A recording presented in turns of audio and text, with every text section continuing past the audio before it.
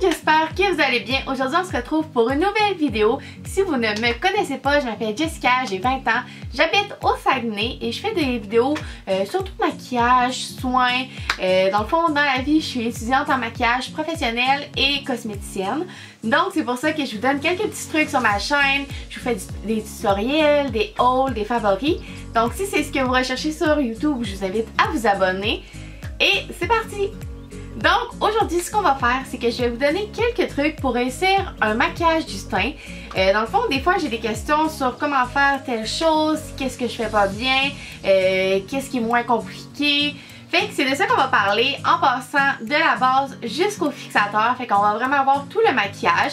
Je vais aussi vous montrer dans le fond dans cette vidéo là en même temps de parler des petits clips de moi qui me maquillent. Fait que vous allez voir un petit peu aussi pour les gens visuels. Puis on commence à l'instant. Donc à mon avis, tous les maquillages réussis commencent par une routine de soins adaptée à votre peau. À mon avis, votre routine de soins devrait être la priorité avant même le maquillage. Donc c'est très important et je parle là de nettoyant, je parle de crème, je parle de sérum, je parle d'exfoliant. C'est ça votre routine de soins. Vraiment c'est d'aller dans une pharmacie ou au Sephora ou sur internet puis vous trouvez des soins adaptés. Donc si vous avez une peau grasse, un soin qui est adapté à ça. Si vous avez une peau sèche, déshydratée, si vous avez de l'acné, il vous faut des soins qui sont adaptés pour avoir un beau maquillage. Ça vient ensemble. Vraiment là pour avoir un teint réussi, si vous avez la peau déshydratée, ça va paraître. Si vous faites jamais d'exfoliant, ça va paraître. Fait que vraiment la première étape avant tout, c'est d'avoir des soins adaptés. Donc vos étapes avant votre maquillage, ça devrait être nettoyage de la peau. Ensuite vous devriez mettre si possible un sérum. Justement dans la mesure du possible. Passez tout de suite à la crème, mais très important de mettre une crème avant le maquillage pour avoir un teint plus beau, un teint aussi hydraté. Fait qu'on commence par ça. Donc la première étape du maquillage, c'est la base. Puis je vois beaucoup de monde qui passe cette étape-là qui est pourtant très importante niveau tenue du maquillage et aussi résultat du maquillage. Ça va donner un effet beaucoup plus beau visuellement et souvent plus confortable aussi. Donc les bases, il y en a pour tout le monde. Il y en a pour unifier, pour éclaircir, pour matifier, pour combler les pores. Fait que vraiment il y en a pour tout le monde, peu importe le besoin que vous avez. Fait qu'après ça c'est de regarder aussi ce que vous voulez comme maquillage. Puis après ça on vous trouve une base qui est adaptée à vous. Donc ensuite on va parler du fond de teint. Donc j'ai différents outils pour l'appliquer. Donc j'ai la classique éponge. Ensuite, on a les pinceaux qui sont un petit peu plus touffus. Je vais dire ça comme ça. On a les pinceaux qui sont plats. Et on a les éponges en silicone aussi que je n'ai pas parce que je n'aime pas personnellement cette façon-là de l'appliquer. Mais elle existe, sachez-le. Donc, ensuite, j'ai différentes textures de fond de teint. J'en ai des liquides, j'en ai des crémeuses, j'ai des fonds de teint poudre, j'ai des bébé crèmes, des CC crèmes et des hydratants teintés. Fait que oui, ça fait beaucoup, puis je vais vous expliquer la différence à l'instant. Donc premièrement, j'ai la crème qui a tendance à être plus couvrante, mais aussi à être plus asséchante un petit peu. Fait qu'il faut faire attention parce que tout ce qui est crème a tendance à faire aussi un effet un petit peu plus masque sur la peau, je dirais. C'est normal, ça va avec la couvrance. Ensuite, le fond de teint liquide, c'est un de mes préférés. On peut rajouter une couche au besoin, on peut en mettre un petit peu moins pour un résultat plus naturel. Ensuite, le fond de teint poudre, c'est le fond de teint que j'utilise de jour en jour parce que c'est le plus rapide, le plus facile à appliquer et c'est aussi le plus naturel à part ma bébé, ma CC et mon hydratant teinté. Mais c'est dans le fond je dirais le plus naturel des fonds de teint en tant que tel. Ensuite j'ai ma bébé crème qui est plus hydratante et qui a tendance à être moins épaisse qu'un fond de teint liquide. Donc plus confortable pour la plupart. Ensuite j'ai la CC crème qui elle a tendance, en fait qui est faite pour la correction couleur. Fait que les gens qui veulent pas nécessairement utiliser un fond de teint liquide mais qui veulent quand même recouvrir par exemple les rougeurs ou si vous avez justement de la coupe rose, de la rosacée, vous pourriez y aller avec une correction couleur.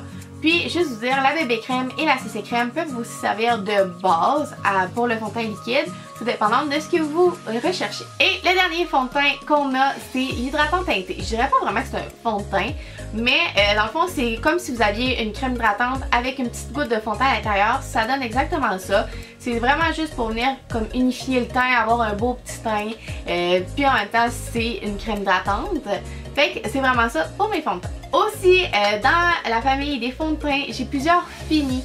Donc j'ai le fini lumineux, j'ai le fini mat. Ça dépend de vos besoins et ça dépend aussi de votre type de peau. Ça, je vous conseille pour les fonds de teint vraiment de demander conseil.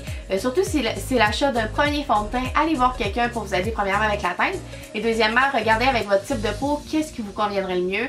Et ainsi que le type de maquillage que vous voulez, si vous voulez quelque chose de plus naturel, quelque chose de plus couvrant.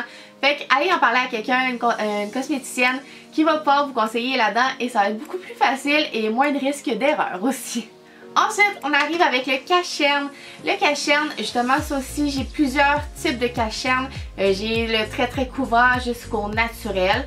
Après ça dépend de ce que vous recherchez. J'ai aussi les cache-cernes qui ont tendance à être plus crémeux, qui peuvent servir aussi de correcteur, mais on y revient tantôt. Le cache-cerne, on a souvent pensé qu'il fallait que ça soit beaucoup plus pâle que la peau, mais non. Dans le fond, il faut vraiment que ce soit la même teinte de la peau ou une teinte en dessous, mais pas plus, parce que si c'est plus, ça va avoir tendance à rendre la personne, en tout cas à ce que la personne ait l'air plus fatiguée, donc moins idéal un petit peu. Maintenant, on est rendu aux corrections des imperfections, des corrections de couleurs. Oui, il y a des corrections qui se font avec d'autres couleurs, dans le fond avec les couleurs complémentaires. Ça, je vais faire une autre vidéo pour vous en parler plus en profondeur.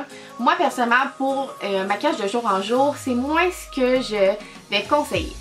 En fait, ce que je conseille le plus souvent, c'est plus un correcteur, un cache-cerne en fait, en crème.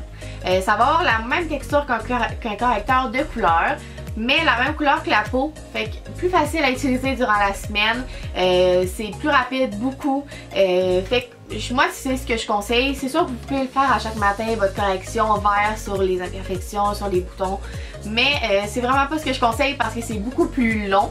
Aussi, tantôt, je vous ai dit que moi personnellement je faisais les corrections après le fond de teint. C'est quelque chose que j'ai appris à mon académie de maquillage. C'est vraiment notre prof qui fait ça, puis j'ai essayé, puis ça sauve tellement du temps. C'est qu'on a souvent tendance à penser que les corrections doivent être faites avant le fond de teint. C'est vrai, mais pas tant. Dans le fond, on fait le fond de teint, puis le fond de teint va avoir tendance à cacher 90 à 95% des imperfections ou des petites choses qu'on veut cacher. Fait que c'est sûr que moi, ce que je fais, je vais appliquer le fond de teint, je fais les corrections, même les corrections couleurs. Puis après ça, je réapplique une petite couche de fond de teint par-dessus si j'ai utilisé des couleurs. Si c'est un cache-cerne en crème, j'ai pas besoin de racheter de fond de teint par-dessus parce que c'est la bonne couleur que j'ai pris. Fait que vraiment, ça sauve tellement du temps et c'est beaucoup plus rapide aussi. Si un matin vous avez moins de temps, ben je vous conseille de faire ça à la place de la correction couleur. Maintenant, une autre étape qu'il y a beaucoup de gens qui ont tendance à passer mais qui est tellement importante, et je parle ici de la poudre fixatrice. Donc la poudre fixatrice, c'est dans le fond pour venir justement fixer le maquillage. Aussi c'est pour matifier le teint ou éliminer le teint, tout dépendant de la poudre qu'on va prendre. On a différents finis aussi dans la poudre, on a le fini mat, on a le fini lumineux. Ensuite, l'autre petite chose que je voulais vous parler dans les poudres, c'est s'il faut faire du baking à chaque jour ou on n'est pas obligé. Dans le fond, le baking, c'est une technique qui consiste à cuire le maquillage. Donc, je l'ai faite dans la vidéo, fait que vous allez le voir. C'est qu'on applique une grosse quantité de poudre à certains endroits pour que ça fixe le maquillage, que ça cuise le maquillage. Fait que oui, on peut le faire de jour en jour pour tenir le maquillage. C'est sûr que si vous aimez pas l'effet poudré, ne faites pas ça parce que ça laisse un effet poudré, surtout si vous n'utilisez pas de fixateur à la fin de votre maquillage. Fait que je dirais oui, mais c'est pas nécessairement très important de jour en jour. Pour un maquillage de soirée, pour un maquillage de 12 heures, oui je le conseille, ça tient vraiment le maquillage en place, mais c'est pas nécessairement quelque chose qui est obligé. Ensuite, vous le savez, on a deux types de poudre. On a la poudre compacte ou la poudre libre. La poudre libre a tendance à être plus légère sur le visage, à faire moins justement l'effet poudré. Moi j'utilise les deux au quotidien, fait que je peux pas vous dire ce que je préfère. Ça dépend vraiment du maquillage que je fais, mais honnêtement, un ou l'autre, ça fait vraiment bien. Ensuite, on serait rendu à l'étape du contour en poudre, si on en faisait. Je vais vous en parler dans une prochaine vidéo. Je vais pas m'éterniser là-dessus dans cette vidéo-là parce que de jour en jour, j'en fais pas sur mon visage. Ce que je fais, c'est que je mets du bronzer, du fard à joues et de l'illuminateur. Ça, je le fais, mais je fais pas du gros contour. Puis ça, je me réserve une vidéo là-dessus pour vraiment vous expliquer comment faire. Mais c'est pas quelque chose qui est obligatoire. À mon avis, un bon bronzer puis un bon fard à joues, ça fait tout le look, tout le teint. Fait que juste ça, vous seriez correct.